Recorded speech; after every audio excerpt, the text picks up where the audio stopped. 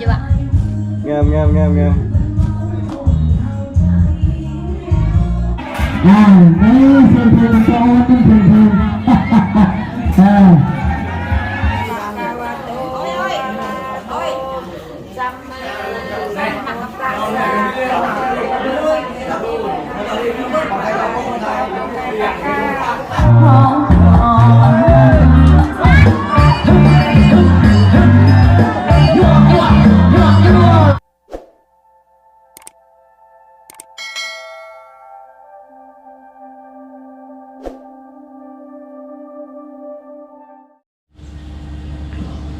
กล่าวทักทายสบายดีพ่อแม่พี่น้องเบิดทุกคน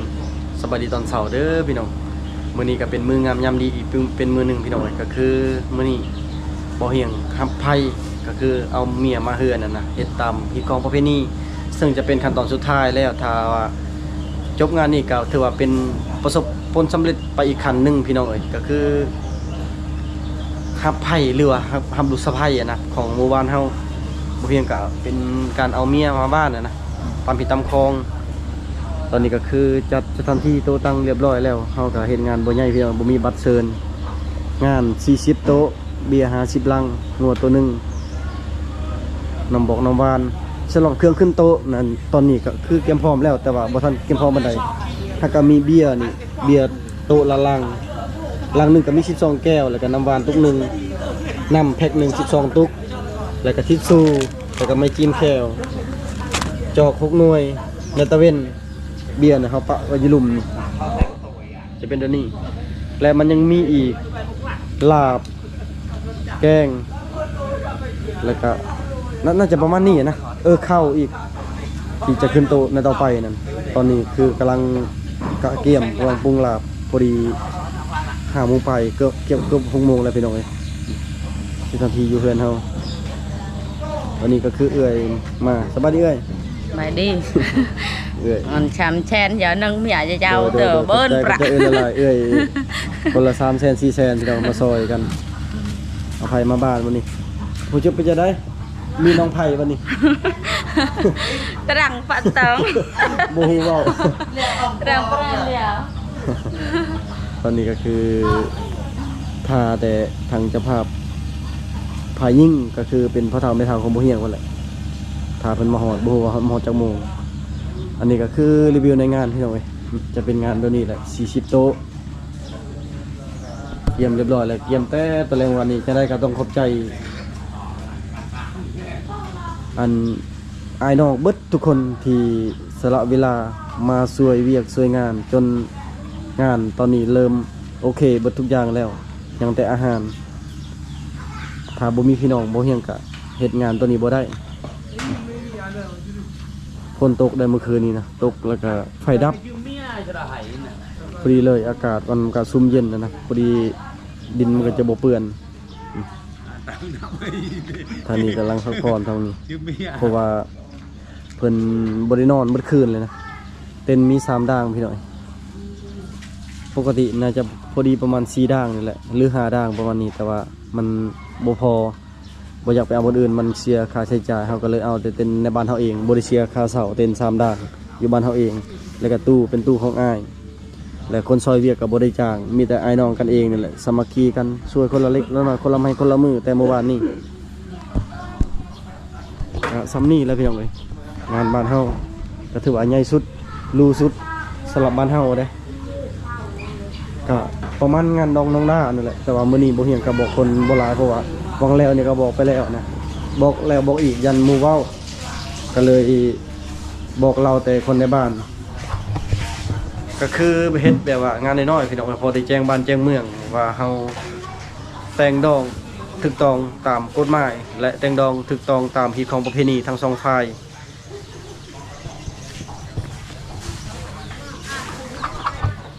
ปล่อยลอยแก้มน้องปล่อยลอยสบายดีจังมาสบายดีหากระตือนอนเฮ้ยเงาพี่น้อยแม่นอกหักบ่จักนี่อันนี้ก็น้องนุ่งมาซอยเวียกอันนี้ก็เอาผักใส่ถุงสบายดีน้องสบายดี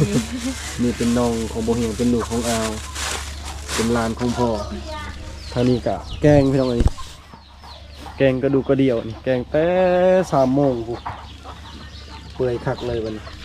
เต็มหม้อบักใหญ่หม้อนี่น่าจะประมาณ100 กว่าลิตรนะพี่น้องเอ้ย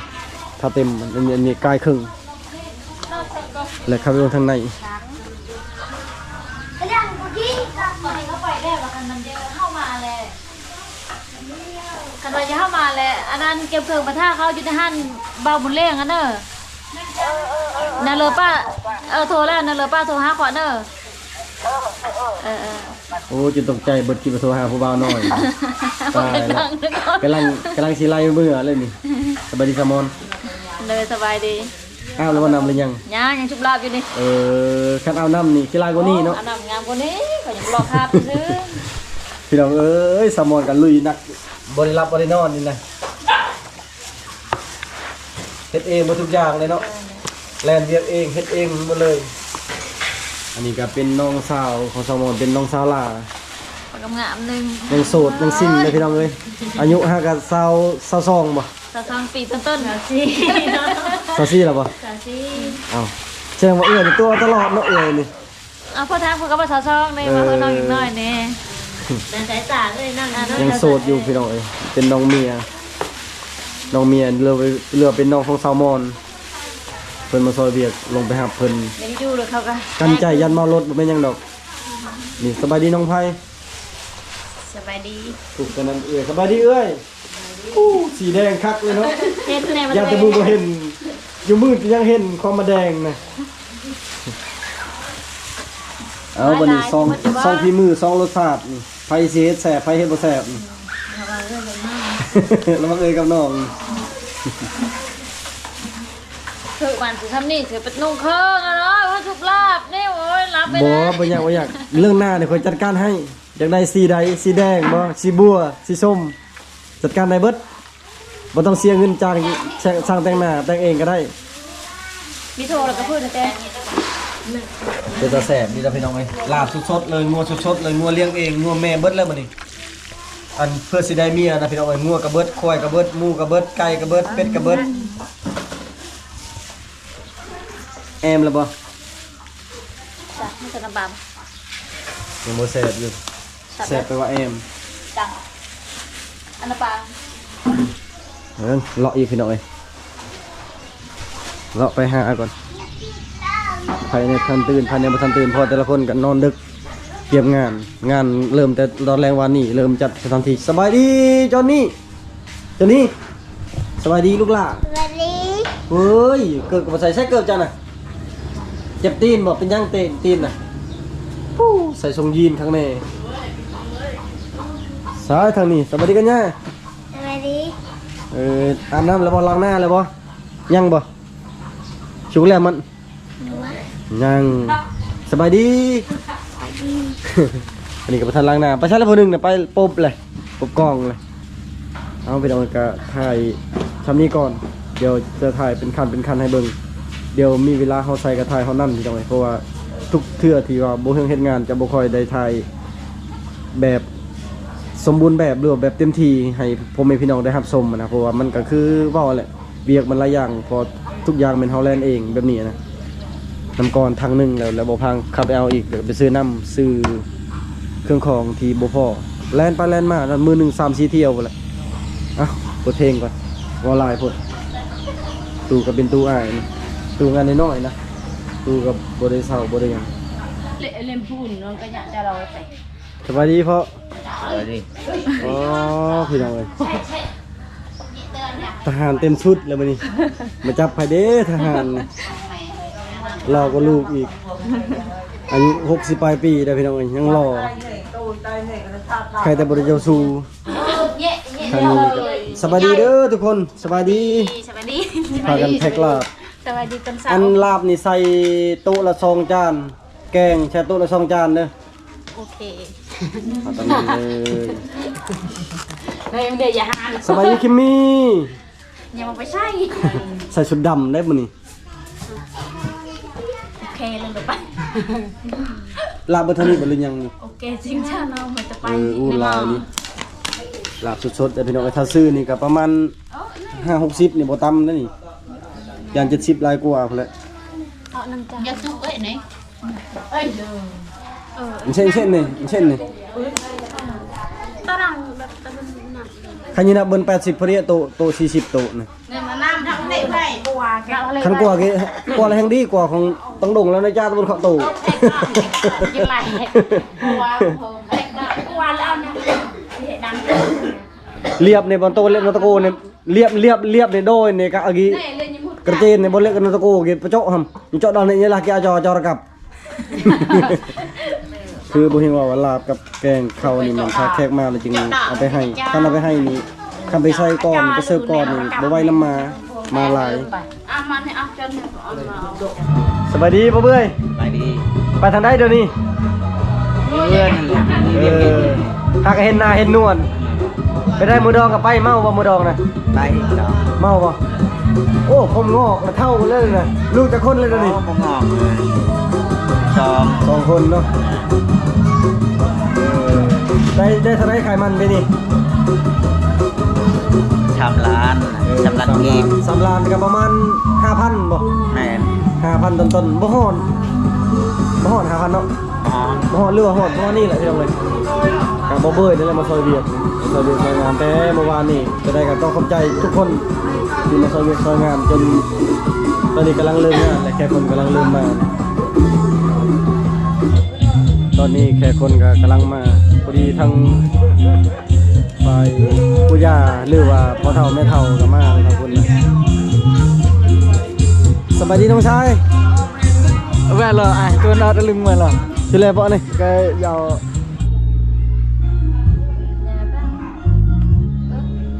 สุดเก่าพาเบียงใหม่ ฮัลโหลเว้ากับข้อ เอากระสุดแต่มือดองเหรอวะ ชิ้นไม่แท้ไม่คนก็ไม่ของไม่สั่งแต่งหน้าประจำตัว บอกจางแพงบอก บ่แพงเมาหนึ่งก็พอแก้วหนึ่งก็พองามอยู่อะ งาม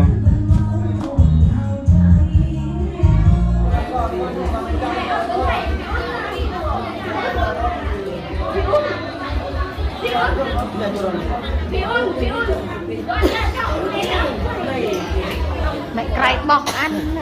mà cái này con lọ con tỉa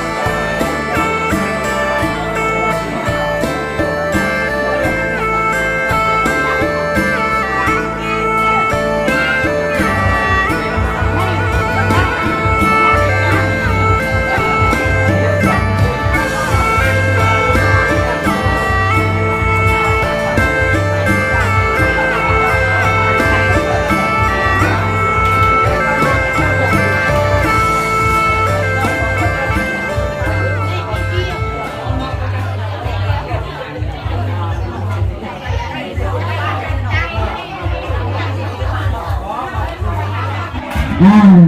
เสียงเพลงโตนี่เสียงเพลงน้องหนักเองนะก็เสียมือน้ำหลานเลยพร้อมนั้นมานะเขาจะเรือไปดับเมืองสองห้องพ่อมาสั่นนั่งมากถ้าแกจะดูใจได้คือนั่งหนักไม่สั่นเองนะเป็นไรมาลามแต่เป็นวันเยอะสาวภาษาดุนเลยบ่แล้วภาษาดุนแล้วไปจับพอของมันนี่ก็ได้โอ้ยให้มันก็มี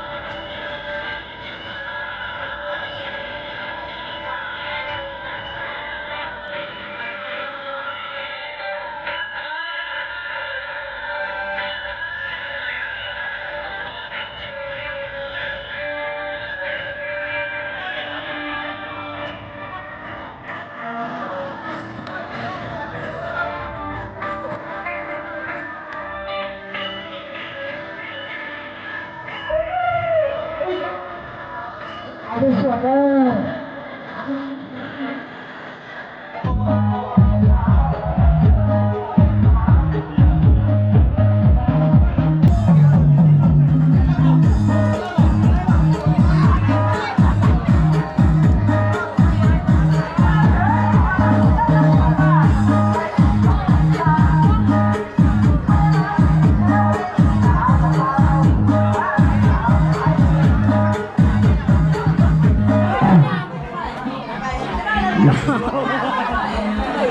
ไปได้ลุงนี่ดิ สบายดีเนาะ พอซื้อหน่อยยังโจดไหนก็ได้นะ3,000 4,000เนาะพมินเนอร์พมินอันนี้ก็ มหาโคตรภรรยาเนาะมีเด็กลูกนึงเนาะกูช่าง มหาโคตรแกตอนนี้เรามีเด็กลูกนึงไม่ได้ดีคือว่าตั้งได้ดี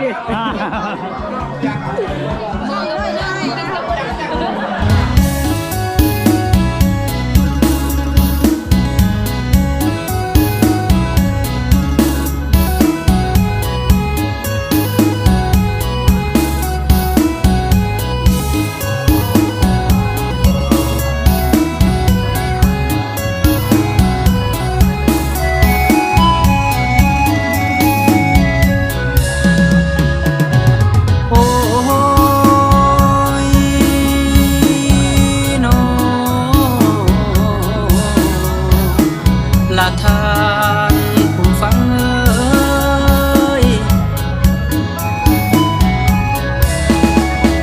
โอ้ยน้อคอยนี่บ่อยากเว้าย่านเพิ่นละอายโตย่านมากโกอายมากสิแลนตามมาแป้งน้อยเซินเด้อเซินมาเที่ยวเมืองคอยดินแดนป่าขะยองคนแซวสาลือดังก่อนมันประสานกับสายน้ำลำธารก่อนเป็นมันแสดงให้รู้เอกลักษณ์ของเมืองน้องเอกลักษณ์ของเมืองน้องเก่า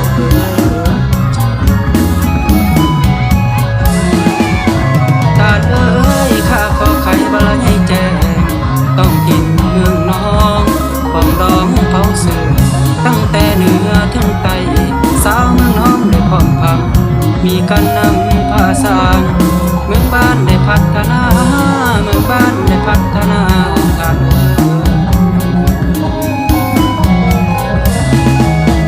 โอ้ยน้อพอแต่มาถึงนี้เสียงผู้ไทยสิได้ตามขอไว้พรในทุกทางจงยืนมั่นผู้สู่คนจงยืนมั่นผู้สู่คนแต่นา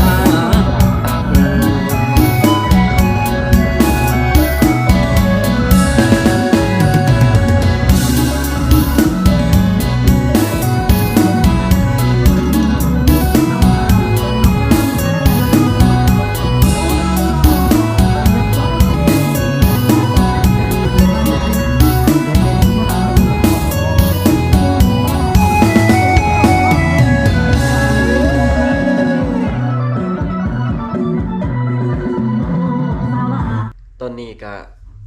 สำเร็จสิ้นเบียกงานครับไผ่เรียบร้อยแล้วพี่น้องเอ้ย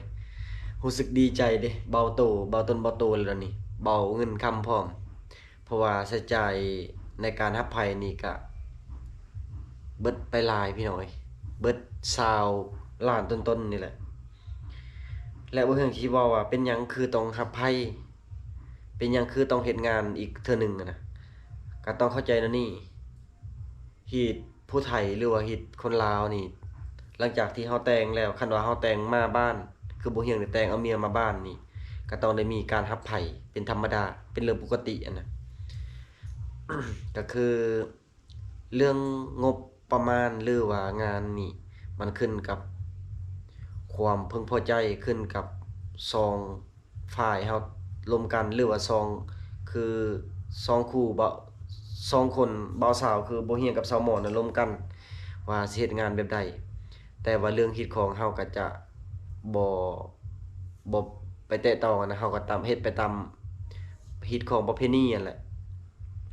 และมื้อนี้นั่นฮิตของประเพณีทางพุ่นว่าจะมีหยังแหน่1ก็มีไก่2โตเหล้า2แก้วเงิน200,000แล้วก็มีขัน5ขัน8แล้วก็จะมีประมาณนี้นะทางพายิงนะที่เฮาแต่งมื้อนี้นะแต่งแบบตอนเพิ่นมานะศาสตร์เพิ่นหนึงและบัดนี้ทั้งเฮาก็มีบุรุษโบราณคือกันมันจะมีแต่เครื่องของที่อยู่ในผ้าขวัญหั่นและบนเครื่องเฮาแต่งอยู่เทิงหั่นจะมีน้ำหวาน2ตุกกับน้ำดื่ม2ตุกซำนี้ในเฮ็ดของนะและอันส่วนอื่นแม่นเฮาก็เลี้ยงแค่คนก็คือญาติพี่น้องที่เฮาเคยบอกเคยเล่านะเพราะว่าการรับไผ่ก็เป็นการที่ว่าแจ้งบ้านแจ้งเมืองเฮาก็เป็นคู่ผัวเมียที่ว่าถูกต้องตามระเบียบกฎหมายแล้วก็ถูกต้องตามฮิตของประเพณีของลาวทุกประการแบบนี้นะพวกเฮาในมื้อนี้นะก็คือเป็นผัวเป็นเมียกันเรียบร้อยแล้วก็คือบ่เฮียงแต่งเมียมาเฮือนสมบูรณ์แบบนี้แหละพี่น้องคันว่าเฮ็ดได้บ่เฮ็ดก็ได้แต่ว่ามันจะบ่แล้วฮีตก็เลยจำเป็นต้องเฮ็ดเพราะให้ตอนนี้เฮาจะบ่ได้เชียร์ในตอนนี้คันว่าเฮาบ่เฮ็ดมื้อนี้มันก็จะบ่สบายใจอีกอย่างก็บ่ฮู้ว่ามื้อใดเฮาจะสิได้เงินอีกส่วนเป็นหยังเฮาคือเฮ็ดพอตอนนี้เฮาก็ยังมีเงินเหลือที่ว่างานดองมื้อนั้นถ้าบิดว่าสิเอาไปต่อทุนไปให้ซัมมอนขายเครื่องว่าสิเปิดห้านแต่ว่าไปมาก็พอดีซัมมอนเพิ่นก็ยังสอนอยู่พุ่นอยู่นะคันว่าสิเปิดห้านอยู่พี่ก็บ่มีคนขายเพราะว่าเดี๋ยวนี้นั่นตอนแรงวันศุกร์และซัมมอนมานอนพี่และตอนแรงวันอาทิตย์ซัมมอนลงไปนอนพุ่นแบบนี้นะเที่ยวไปเที่ยวมาอยู่เพราะว่าต้องได้สอนก็เริ่มสอนแต่วันที่2บ่แม่นเริ่มสอนแต่ต้นแต่เดือน2นี่แหละแต่วันที่ประมาณวันที่1เดือน2นี่เริ่มลงไปสอนเลยและจนไปฮอดวันที่14-15ของเดือน5ต้นเดือน5นะก็คือเซ็งเรียน2หรือว่าเซ็งเทอม2เรียบร้อยแล้วจึงขึ้นมาอยู่พี่เรียบร้อยแล้วบัดนี้ย้ายสอนอยู่พี่เลยบางทีอาจสิได้สอนอยู่ในบ้านเฮาเองก็คือสอนทางนาเฮือนบ่เรือนเฮือนพิมพ์ลานพิมพ์นั่นแหละสอนเข้าลานพิมพ์กันยาคิมมี่เข้าจนนี่นั่นแหละและบางเทื่อก็ยังก็อาจสิได้สอนอยู่มัธยมต้นอยู่เก่งลีน อันนี้ก็ยังบ่ฮู้แน่นอนจังได๋ก็ถ้าเบิ่งเดือนเก้าพุ่นแหละแต่ก็คือตอนนี้ก็พวกเฮาก็ตกลงกันแล้วว่าจังได๋ก็ต้องให้ซ้อนก่อนถ้าว่าในอนาคตทุกอย่างดีขึ้นมันไปทางใดดีกว่าเฮาก็เอาทางนั้นแต่ว่าตอนนี้คือแบบเฮาก็ว่าแล้วเฮาก็เงินคำเฮาก็มีบ่หลายนะคันว่าบ่มีก็มีพี่น้อยก็มีอยู่เงินเก็บก็รวมเหลือจากงานดองก็เกือบ40ล้านแล้วเฮาก็ไปใช้จ่ายตัวนี้ก็พอดี20ล้านต้นๆและพอดีเฮาได้คืนก็ประมาณ5ล้านปลายๆนี่แหละก็ถือว่าขาดไปประมาณ18ล้านก็บ่เป็นหยังเพราะว่ามันก็ เฮาพอใจแล้วนะที่เฮาจะเฮ็ดงานให้มันแล้วทั้งสองฝั่งสองฝ่ายและพ่อแม่กับเพิ่นก็สะดวกสบายและเฮาสองคนก็สะดวกสบายนะบ่เป็นหนี้เป็นสินแล้วก็ บ่ได้เป็นภาระให้พ่อแม่นะทุกอย่างเฮาก็เฮ็ดเองแต่ก็คือทางครอบครัวบ่เฮียงพ่อแม่เพิ่นก็ซอยก็คืองัวตัวหนึงเท่านี้นะค่างัวตัวหนึงมื้อนี้มีทั้งเบิดที่เฮาค่าในงานมื้อนี้ก็มีไก่อยู่3ตัวแล้วก็งัวตัวหนึงเหลือหันเฮาก็ซื้อศีลซื้อหยังมากินก็แบบนี้แหละพี่น้องเพราะว่างานบ่ใหญ่40โต๊ะเบียร์50ลังเบียร์ลังหนึง250,000 50ลังก็ตกอยู่12ล้านปลายๆแล้วก็น้ำดื่ม45แพ็คแพ็คหนึง 15,000 ก็ตกอยู่700,000ซาว แล้วก็น้ำก้อน2ถังเหล้า10ปลายแก้วแล้วก็พวกข้าวน้ำซ้ำปลาประมาณนี้แหละมันก็บ่รู้บ่หลายหยังพี่น้องน้ำดื่มน้ำบ้านซ้ำที่เฮาเคยเฮ็ดนั่นแหละมีแต่สำเร็จชิ้นแล้ววันนี้จะได้ก็เป็นผัวเป็นเมียกันถูกต้องตามระเบียบกฎหมายถูกต้องตามคิดของประเพณีของลาวทุกประการมีแต่ต่อไปบ่เฮียงก็ขอเวลาหาเงินหาคำบัดนี้อาจสิแบบถ่ายบ่เต็มที่ผ่านมานี่แต่ว่าต่อมานี่เฮาก็สิพยายามเฮ็ดเต็มที่ให้ทุกคนได้เบิ่งเพราะว่าเดี๋ยวนี้เฮือบ่เฮียงก็ประมาณ80-90% แล้วการเคลื่อนไหวเฮ็ดเฮือนั่นมีแต่ยังเฮ็ดกะลารถนี่เฮ็ดเวียกงานชิ้นๆก็หาเงินหาคำได้บัดนี้แล้วก็สิไปหาทีมงานอยู่หั่นอยู่นี่ก็มีแต่สิเล่าส่ำนี้แหละพี่น้องเอ้ยเพราะตอนนี้กำลังปิ้งศีลอยู่ซามอนเพิ่นอาบน้ำปิ้งศีลกินข้าวบ่เฮียก็บ่ได้เมาแต่กินได้แต่เว้นแหละ มันคอแห้งและสำหรับ EP นี้ก็คือเก่าพี่น้องก็ขอขอบใจพ่อแม่พี่น้องเบิดทุกคนขอขอบใจ FC ทุกท่านที่เป็นกำลังแห่งใจให้บ่เฮียงไปก่อนพี่น้องขอบใจอีกครั้งบาย